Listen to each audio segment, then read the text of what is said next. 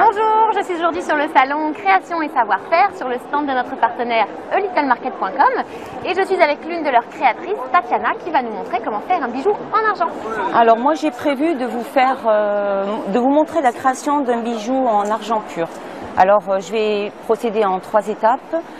Une partie où la pâte sera encore crue, une partie où le bijou sera en cours d'élaboration et la dernière partie où je pourrai vous présenter le bijou achevé. Il s'agit de pâte d'argent. Donc voilà, ça se présente comme ça. C'est une pâte, c'est des micro-particules d'argent mélangées avec du liant organique et de l'eau.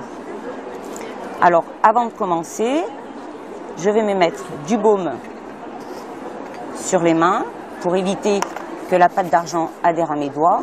Alors je malaxe bien ma pâte, question d'éviter les bulles d'air qui après pourraient provoquer lors de la fusion un éclatement. Voilà. Je mets 2 cales pour avoir un guide au niveau de la hauteur. J'étale. Là donc c'est un modèle de boucle d'oreille, c'est un bijou simple à réaliser. Alors moi à la maison j'avais fait un petit gabarit. Donc j'applique mon gabarit sur la pâte pour la marquer. Alors là, avec mon aiguille, je découpe, il va falloir pas trembler, ce qui n'est pas le cas.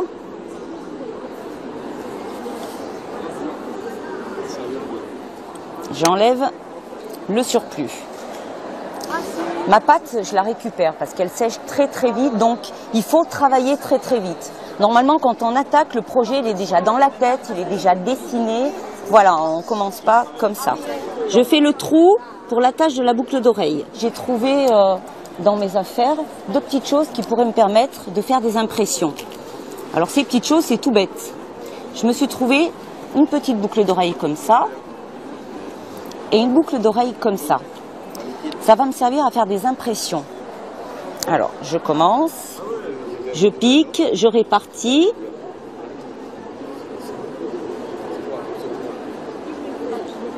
À ce stade-là, le bijou, on le met de côté, on le décolle de la planche,